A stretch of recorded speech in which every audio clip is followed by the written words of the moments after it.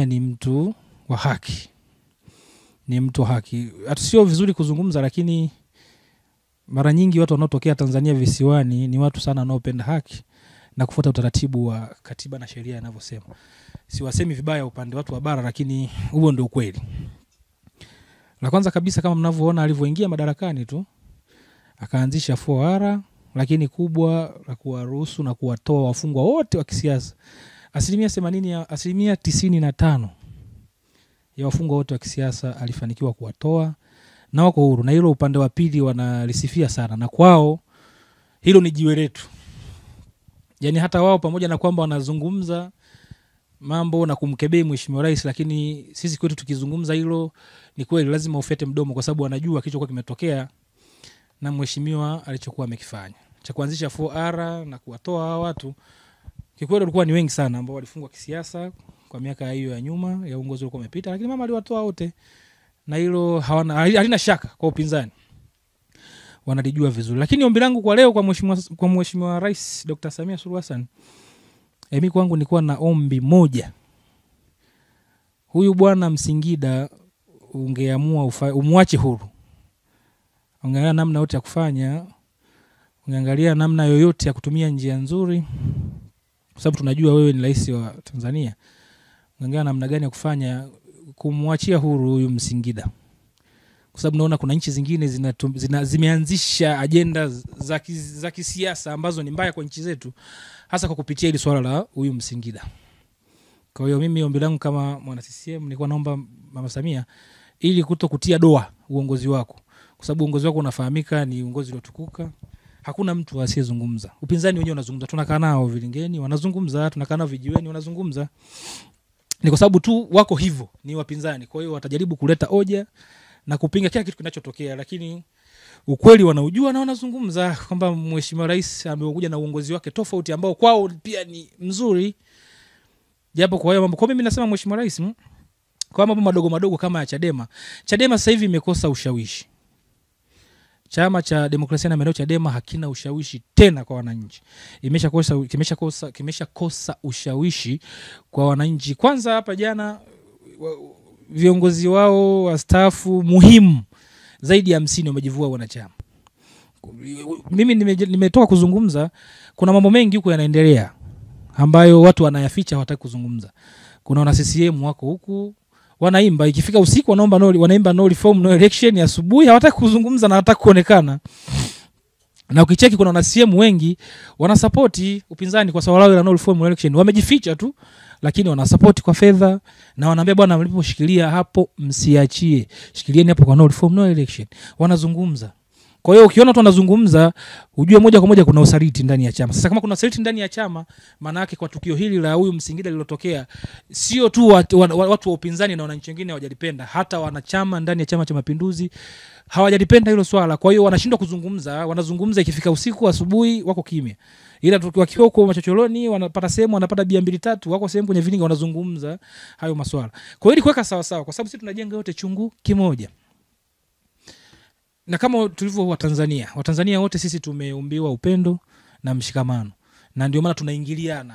Leo naona katibu wa Chama cha Mapinduzi kaoa mama mkwe wake ni mjumbe wa Chadema, mama mtu ni mjomba mtu ni mtu akafu, mtu mwingine ni wa ICT Wazalendo. Ukoo umejangana, kila sehemu kuna chama. Huku kuna CCM, kule kuna kafu, kuna ICT Wazalendo, kuna nani, kuna TRP. Kwa hiyo tuna muunganikano mmoja ambao umetengeneza kitu kimoja. Tumekuwa na amani kwa muda mrefu. Kwa katika hivi vyama, Chadema ni kama watani wetu. Sasa katika utani tumejenga familia, tumejenga koo, tuna mwingiliano mkubwa sana wa kifamilia. Sasa mpaka leo hii ikitokea mgongano kama huu utaleta changamoto itakavyotokea chochote, kwa sababu mimi nilizungumza huyu Msingida pamoja na yote ya kuletewa hiyo, ya kupatiwa hiyo kesi ambayo walifanya, kimsingi alifanya makosa. Mimi sitaki kuingilia mahakama, lakini kwa mazungumzo yake mimi ninachoona kama mwana CCM ni alifanya makosa kuzungumza maneno mabaya ya uchochezi. Sasa huyu Msingida pia natakiwa tujue kama chama tunadili na mtu gani. Huyu Msingida ametokea kuwa na upepo mkubwa sana. Mimi huwa nazungumza ukweli, huwa sifichi. Kwa sababu kama mtu ameweza kukaa kama okay, sio vizuri, sio mbaya kusema kama Mheshimiwa Mbowe ameweza kukaa kwenye chama kwa mwenyekiti wa chama zaidi ya miaka 30, alafu akatokea Msingida akaomba tu nafasi ya mwenyekiti wa chama, ndani ya miezi miwili akapata kuwa mwenyekiti wa chama. Kwa lazima sisi kama chama tujue tunadili na mtu gani.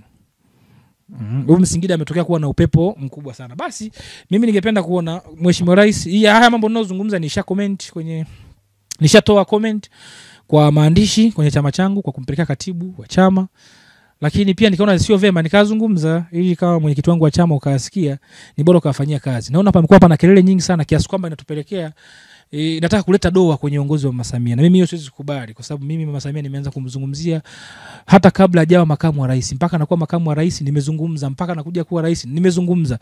Sasa inafika wakati tunakosa hoja, kwa sababu tumeshazungumza. Chadema tushakaa nao, tunatafuta wale mambo ni wanaongea sana, tunakaa nao tunazungumza, wanazungumza bwana sisi tutaka hiki na hiki, mambo yakaenda sawa sawa, na tukawa tuna please kwamba bwana hebu tulia, uongozi umeingia mpya, mambo yatakuwa sawa sawa, na walikuwa na imani. Sasa imani waliiona mwanzo. Of course ukiangalia mazungumzo yao na hoja zao wanazozungumza zinaleta mantiki, kwa sababu hao watu hakuna mtu ambaye ajui, sio mtoto mdogo wala mtu mzima.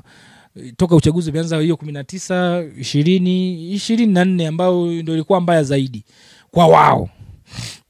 Sasa hicho kitu sio kirahisi kuzungumza, watu wanajificha hawataka kuzungumza, lakini ukweli ndio huo.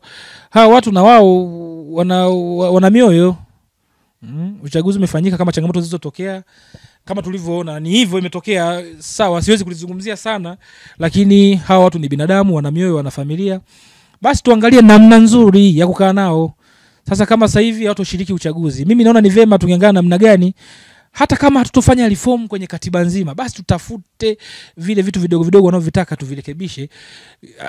Swala tu Chadema nao waingie kwenye uchaguzi, maana ndio chama kikuu cha upinzani. Tufanye uchaguzi kwa pamoja. Kuliko ni watu bado naona wana maumivu makubwa. Sasa tukiingia tena kwenye uchaguzi huu napo hawapo, tutatengeneza kitu kibaya sana ambacho sio kizuri kwa tunakoenda. Kama nilivyosema, sisi ni nchi ya amani. Nchi nyingi, karibia nchi zote za Afrika zinategemea Tanzania. Wanapopata matatizo wanataka wasuluhishi kutoka Tanzania, kwa sababu unajua sisi tumekaa kwa amani muda mrefu, mpaka leo tuko tuna amani, tunaingiliana, hatuna ukabila, hatuna udini, hatuna kitu chochote. Kwa hiyo sasa kama imetokea ni hivi, basi sisi tuendelee kuulinda, kwa sababu kuna nchi zinatuangalia ni nyingi sana. Sasa ikitokea na sisi tumeanza hizi hekaheka sio ndogo, hizi hekaheka ni kubwa sana. Lakini naona mimi nakushauri mwenyekiti wangu wa chama, uangalie intelligence yako ikupe taarifa ya ukweli. Huku pembeni kuna maneno mengi sana, kuna kelele nyingi sana. Sometimes unashindwa hata kupita na nguo ya chama, kwa sababu ukipita maneno yanayozungumziwa si mazuri. Sasa hichi kipindi cha ujuzi tunachoendelea kuna mambo mengi hapa katikati.